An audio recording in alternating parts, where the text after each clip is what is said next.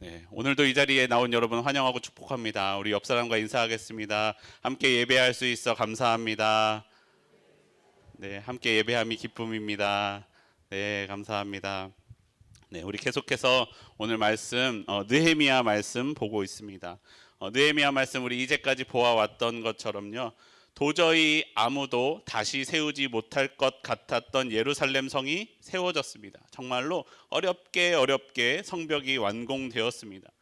그리고 성벽이 재건된 이후에는 이스라엘 사람들의 영적인 회복이 있었습니다. 말씀을 들었고요.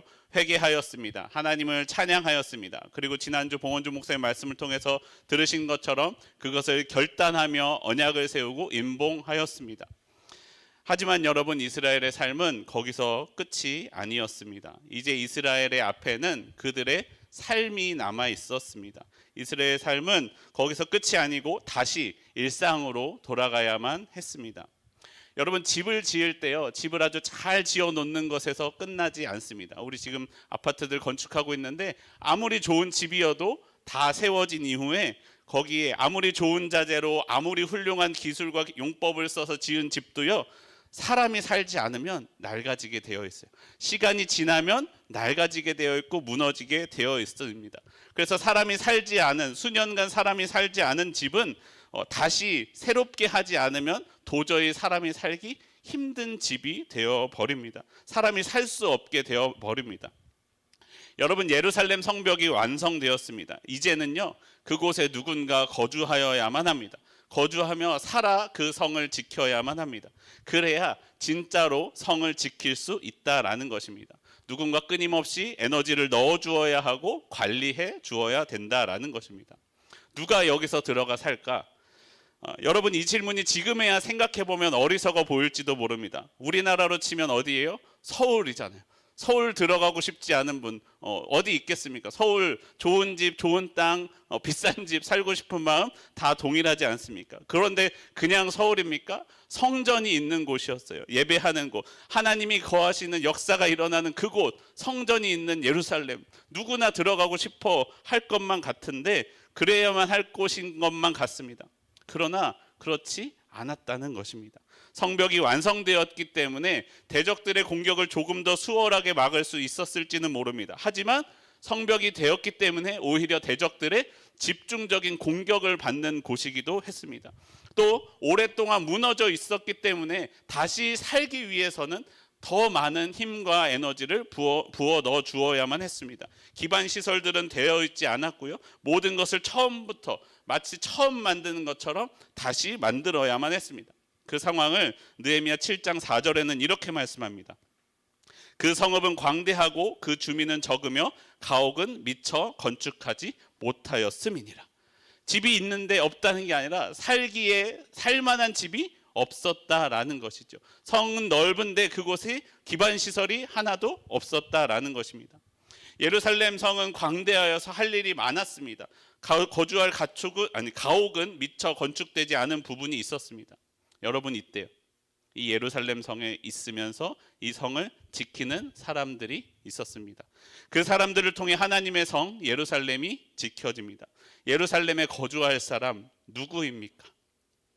첫 번째로 하나님의 성 예루살렘을 지켰던 사람들은 누구냐? 순종하는 사람들이었습니다. 순종하는 사람들이, 하나님은 순종하는 이들을 통해 하나님의 성을 지키십니다. 느헤미야 11장 1절과 2절 말씀 우리 함께 다시 한번 읽어보도록 하겠습니다. 1절과 2절 말씀입니다.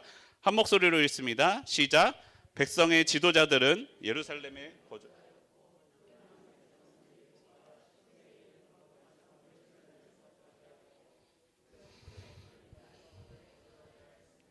예루살렘에 거주하기를 자원하는 모든 자를 위하여 백성들이 복을 빌었느니라.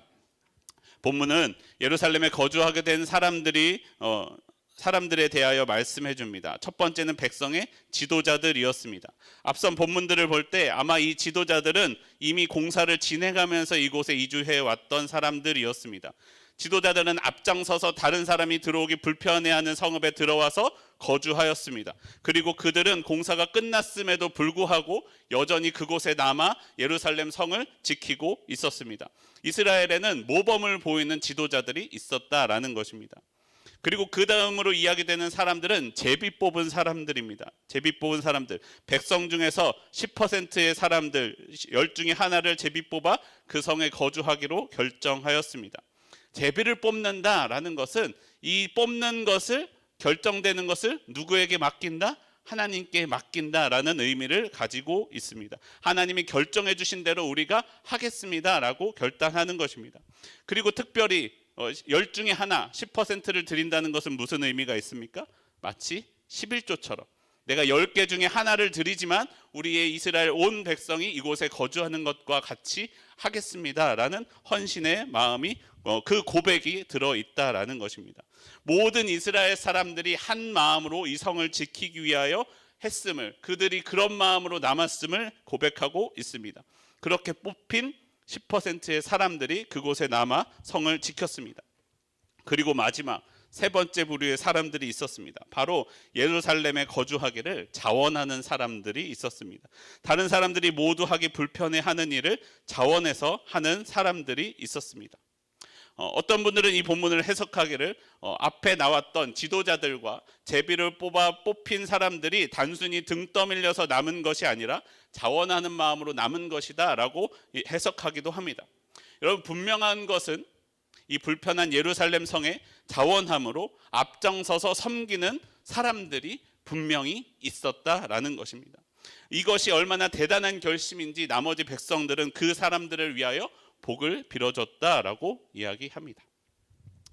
여러분, 칠레의 남부 티에라 델푸에고 지역에 야간족이라는 족속이 사는데 그 족속이 사는 단어 중에서 이런 단어가 있다고 합니다. 한 장 넘겨주세요. 이게 읽기도 어려운데 마밀러 삐나따빠이, 네, 이런 단어가 있는데 이게 왜 어떤 단어냐면 이 세계에서 뜻이 가장 긴 단어이자 다른 언어로 번역하기 난감한 단어라고 합니다. 그래서 1993년에 기네스북에 등재된 단어예요. 무슨 뜻이냐면 보이는 것처럼 서로에게 꼭 필요한 것이면서도 자신은 굳이 하고 싶어 하지 않은 어떤 일에 대하여 상대방이 자원하여 해주기를 바라는 두 사람 사이에 조용하면서 긴급하게 오가는 미묘한 눈빛, 이것이 뜻이에요. 여러분, 이런 단어가 있습니다라고 누군가 인터넷에 해놓은 글에 누군가 달아놓은 댓글에 사람들이 많은 공감을, 좋아요를 많이 눌러놨습니다. 그게 뭐냐면은 조장하실 분이라고 써놨어요. 우리말로 표현해 볼까요? 속장하실 분. 누군가 꼭 해야 되고 누군가 결단해서 헌신해 줘야 되는데 내가 하기는 싫고 누군가 해줬으면 좋겠는 마음, 우리 가운데 있지 않습니까? 누군가 중심이 되어서 우리를 이끌어주고 인도해주고 헌신해줄 사람, 그 사람이 우리 가운데 필요하다는 건 누구나 알고 있지만 주님, 나는 아니었으면 좋겠습니다. 주님, 저 사람을 보내주십시오 하는 마음이 우리 가운데 있지 않습니까? 여러분, 다른 사람이 모두 하기 힘들어하는 이때에 속장으로, 교구장으로 헌신해주신 분들께 정말로 감사드립니다. 여러분, 그런 사람들이 교회를 지켜나가고 하나님의 성을 지켜나간다라는 것입니다. 여러분, 하나님의 성은 하나님의 뜻에 순종하는 사람들을 통하여 세워집니다. 하나님이 때로는요, 우리 가운데 강권하심으로 역사를 이루어 가시기도 합니다. 하지만 하나님의 나라는 대부분 자원하는 이들을 통하여 세워집니다. 하나님께 복종하는 것이 아니라 하나님께 순종하는 이들을 통하여 이루어집니다. 여러분, 우리의 삶은 어떻습니까? 하나님께 복종하는 삶입니까? 아니면 하나님께 순종하는 삶입니까? 꼭 해야 하지만, 하고 싶지는 않지만 해야 하기에 등 떠밀려서 하는 복종입니까? 아니면 누군가 해야 한다면, 하나님이 기뻐하시는 일이라면 하나님의 부르심에 순종하며 제가 하겠습니다 라고 나서는 삶입니까? 그러한 순종의 삶입니까? 이사야서 6장 8절에선 이렇게 말씀합니다. 또 주의 목소리를 들으니 주께서 이르시되 내가 누구를 보내며 누가 우리를 위하여 갈고 하시니 그때 내가 이르되 내가 여기 있나이다, 나를 보내소서 하였더니. 여러분, 하나님께 순종하는 것은요, 그냥 되는 것이 아닙니다. 우리의 헌신이 필요합니다. 여러분, 헌신 말고요, 헌신이 필요합니다. 헌신은 마음만 들여서 되지 않습니다. 우리의 몸을, 우리의 삶을 들여야만 가능하다라는 것입니다. 그리고 그곳에 하나님의 성 예루살렘의 진짜 회복이 시작됩니다. 로마서 12장 1절에서도 우리에게 이렇게 말씀합니다. 그러므로 형제들아, 내가 하나님의 모든 자비하심으로 너희를 권하노니 너희 몸을 하나님이 기뻐하시는 거룩한 산 제물로 드리라. 이는 너희가 드릴 영적 예배니라. 그냥 마음만 드리는 것이 아니라 우리의 삶을 산 제물로 드릴 때 하나님의 그 거룩한 성, 하나님의 나라가 계속해서 세워지고 지켜진다라고 말씀합니다. 우리가 하나님께 헌신된 삶을 살기를 소원합니다. 그저 마음으로만 응원하는 삶이 아니라요, 몸과 마음을 다하여 헌신된 삶이 되기를 바랍니다. 하나님께 등 떠밀려서 복종하는 삶이 아니라요, 하나님께 순종하며 함께 가는 삶이 되기를 소원합니다. 우리의 순종을 통하여, 우리의 헌신을 통하여 하나님의 성이 세워져 있는 그 일에 함께하는 저와 여러분의 삶이 되기를 소원합니다. 그리고 두 번째로 하나님의 성 예루살렘을 지키는 사람들은 어떤 사람들이 있었는가? 바로 영적인 중심을 잘 지키는 사람들이었습니다. 영적인 것의 중요성을 알고 그곳을 지키는 사람이 예루살렘 성을 지켰습니다. 느헤미야 11장 4절 이하에는요, 예루살렘 성을 지킨 사람들의 명단, 이름들이 나옵니다. 거기에는 먼저 백성의 지도자들이 있었습니다. 그리고 제비를 뽑아 뽑힌 백성들이 있었고요, 성의 문지기들이 있습니다. 그리고 그 외에, 그 이후에 나오는 사람들의 명단은 대부분 어떤 사람들이었느냐?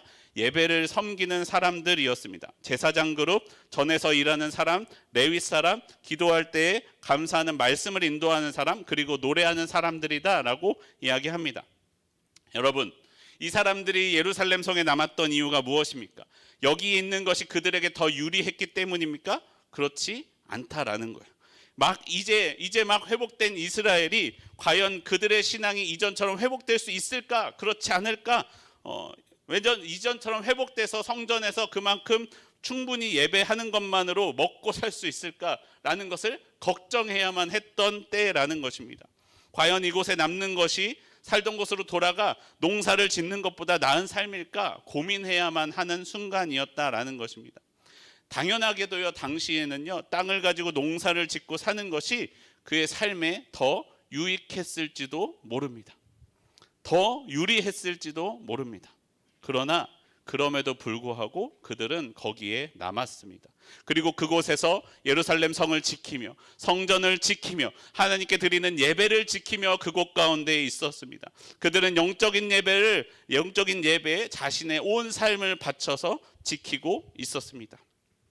우리가 한 번 영적인 체험을 하는 것도 물론 감사한 일입니다. 그럴 때 하나님, 내가 주님께 이렇게 하겠습니다 하고 결단하는 것도 우리에게 감사한 일이죠. 하지만 우리에게 정말로 어려운 것은 내가 한 그 결단을, 그 헌신을, 그것을 지켜나가는 것, 그것이 더 어렵다라는 것입니다. 오늘도 내일도 한 달을, 1년을, 10년을 계속해서 지켜나가는 것, 그것이 내 삶에 남아있는 우리의 숙제라는 것이죠. 그것이 내가 계속 지켜나가야 할 나의 삶입니다. 여러분도 그러시겠지만 제가 어린 시절에만 해도 많은 집회들이 있었습니다. 가는 집회마다 많은 사람들이 넘쳐났습니다. 사람들이 말씀을 들으며 은혜를 받지요. 회개하는 일들이 일어납니다. 그러면 그 집회의 마지막에는 대부분 사람들을 향하여 그 말씀 전해주시는 분께서 그들을 부르십니다. 하나님 앞에 온전한 백성으로 헌신하실 분들 일어서십시오.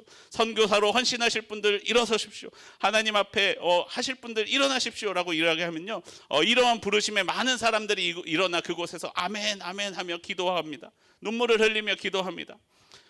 그런데요, 그렇게 일어났던 사람들이요, 일상으로 돌아오면요, 본래 자신의 모습으로 돌아오는 경우들이 많이 있었습니다.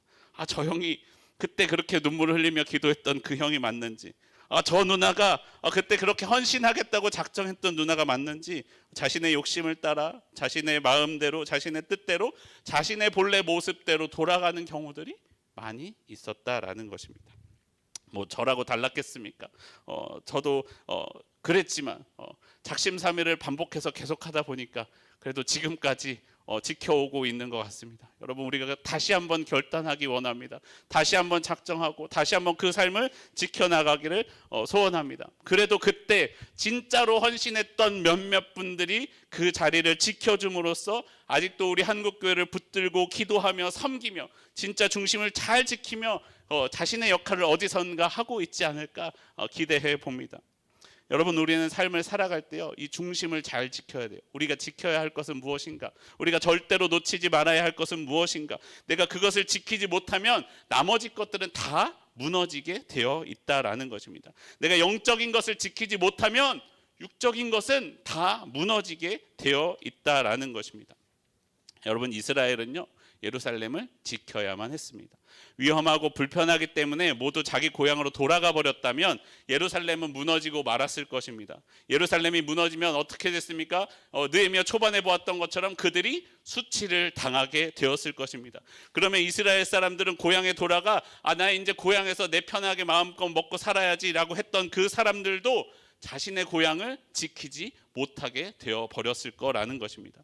예루살렘을 지키는 것이 곧 자신의 삶을 지키는 것이었다라는 것입니다. 그런 중심을 잘 알고 있던 사람들, 중심을 지키는 사람들이 예루살렘을 지키고 있었습니다. 여러분, 우리의 삶에도요, 지켜야 할 것을 선택해야만 하는 순간이 옵니다. 영적인 것을 선택할 것인가, 아니면 세상적인 것을 쫓아갈 육적인 것을 쫓아갈 것인가, 하나님을 선택할 것인가, 아니면 지금 한 번만 딱 눈 감고 세상적인 것을 선택할 것인가. 여러분, 그때 기억하기를 소원합니다. 여러분이 영적인 것을 선택해야 진짜 육적인 것도 지킬 수 있다라는 것입니다. 내 중심에 영적인 중심이 잘 세워져 있어야 육적인 것도 세워질 수 있다라는 것입니다. 내 삶이 세상적인 기준만으로 세워지게 되면 언젠가는 분명히 반드시 무너지게 되어 있다라는 것을 우리는 기억해야 됩니다. 우리가 영적인 중심을 잘 지키는 삶이 되기를 소원합니다. 내 삶의 중심에 영적인 기둥을 바로 세워 잘 지키고 돌보며 세워가는 영적인 사람이 되기를 소원합니다. 마지막 세 번째로 하나님의 성 예루살렘을 지켰던 사람들은 누구인가? 바로 이름도 없이 빛도 없이 숨겨져 헌신을 한 사람들을 통하여 이루어집니다. 느헤미야서를 보면요, 많은 이름들이 나옵니다. 수많은 이름들, 명단들과 함께 그들의 부모, 조부모, 증조부까지 나오기도 합니다. 하지만 그러한 이름이 나온 특별한 사람들만 이 성 가운데 있었던 것은 아닙니다. 6절에 보시면 베레스의 자손 중에 468명 중에 한 사람, 8절에 나오는 베냐민의 자손 928명 중에 한 사람, 그런 한 사람 한 사람이 모여 이 성, 거룩한 성 예루살렘을 지킵니다. 수많은 사람 중에 숫자 중에 하나로 기록된 사람들이 있었습니다. 마치 예루살렘 백성 185번 이런 사람처럼요. 여러분, 느헤미야서의 이런 명단들을 읽으면서 재미있으시던가요? 은혜가 되시던가요? 아마 그런 분은 거의 없으실 것입니다. 왜 그런지 아세요? 거기에 내 이름이 나오지 않기 때문에 그래요. 여러분의 가족의 이름도 나오지 않고 여러분의 친한 사람들, 잘 아는 사람들의 이름도 나오지 않기 때문입니다. 거기 어딘가 내 이름이 나왔다면 내 이름이 나올 때까지 그 읽는 그 순간을 아주 기대하며 기다리고 있었을 것입니다. 하지만 특별할 것이 없는 수많은 숫자 중에 하나로 기억된 그 수많은 사람들 중 하나, 그 한 사람 한 사람, 그 사람들이 모여서 그 성을 지켰습니다. 그 사람들이 없었다면, 아무리 지도자들이 있었어도, 성전을 섬기는 사람들이 있었어도 그 성을 지키지 못했을 것이다 라는 것입니다. 여러분, 예전에 황정민이라는 배우분 아시죠? 이분이 청룡영화상 나무주연상 수상소감을 한 것이 화제가 된 적이 있습니다. 여러분도 한 번쯤 다 들어보셨을 거예요. 이분이 뭐라고 하셨냐면 숟가락만 얹었다, 이렇게 하면 기억이 나시죠? 이분이 이렇게 수상소감을 이야기했습니다. 솔직히 저는 항상 사람들한테 그래요. 일개 배우 나부랭이라고. 왜냐하면 60명 정도 되는 스태프들과 배우들이 이렇게 멋진 밥상을 차려놔요. 그러면 저는 맛있게 먹기만 하면 되는 거거든요. 그런데 스포트는 제가 다 받아요. 그게 너무 죄송스러워요. 스태프들한테, 배우들한테 감사드립니다 라고 이야기했습니다. 여러분, 우리의 삶을 돌아보십시오. 여러분, 우리는 조명받기를 좋아하지 조명 비추기를 좋아하지 않아요. 주목받기를 좋아하지 누군가를 주목하고 구경하기를 좋아하지 않습니다. 차려진 밥상에 숟가락 얹기를 좋아하지 남을 위하여 상을 차려주는 일을 좋아하지 않습니다. 섬김 받기를 좋아하지 섬기기를 바라지 않는다라는 것입니다. 여러분, 때로는 내가 하는 일이 사람들의 주목을 받지 못할지도 모릅니다. 특별한 대우를 받지 못할지도 모릅니다. 하지만 그 한 사람이 없으면 그 영화는 이루어지지 않고요. 그 한 사람이 없으면 하나님의 교회는 세워지지 않는다라는 것입니다. 여러분, 아무리 사도 바울이라도 사도 바울을 위하여 중보하는 이들과 사도 바울을 연보로 섬기는 이들, 사도 바울을 물심양면으로 도와주었던 사람들이 있었기 때문에 사도 바울의 사역이 계속될 수 있었습니다. 그 사람들이 없었다면 그 위대한 역할을 사도 바울은 감당할 수 없었을 것이다 라는 것입니다. 여러분, 그렇게 이름도 없이 빛도 없이 섬기는 한 사람, 여러분, 세상은 그 한 사람을 기억하지 않지만 하나님은 기억하십니다. 세상은 1등만 기억하는 더러운 세상이다라고 이야기하지만 하나님은 그 한 사람을 기억하고 계십니다. 그 한 사람을 기억하며 그 한 사람의 섬김에 대하여 하나님의 복으로 다 갚아주실 것이다 말씀하십니다. 그 섬김으로 하나님의 나라를 이루어 가신다라고 우리에게 말씀합니다. 여러분, 하나님의 성 예루살렘을 지키는 사람들이 있었습니다. 먼저 헌신된 사람들이 있었습니다. 하나님의 부르심에 순종하며 하나님과 동행하는 사람들이 있었습니다. 그리고 영적인 중심을 잘 지키는 사람들이 있었습니다. 그들이 그 성을 지켰습니다. 중요한 선택의 순간에 세상적인 것을 선택하지 아니하고 하나님을 선택하는 사람들이 있습니다. 그리고요, 세상은 기억해 주지 않을지라도 하나님이 기억해 주실 것을 믿으며 이름도 없이 빛도 없이 그 자리를 지킨 사람들이 있었습니다. 여러분, 이런 사람들을 통하여 하나님의 나라가 이루어집니다. 우리의 삶이 하나님의 나라를 세워가는 삶이 되기를 소원합니다. 어렵게 세워진 하나님의 성 예루살렘이 말씀과 찬양과 결단으로 세워진 그 성읍이 우리를 통하여 계속해서 지켜나가기를 소원합니다. 우리의 삶이 그 성을 계속해서 지켜나가는 삶이 되기를 소원합니다.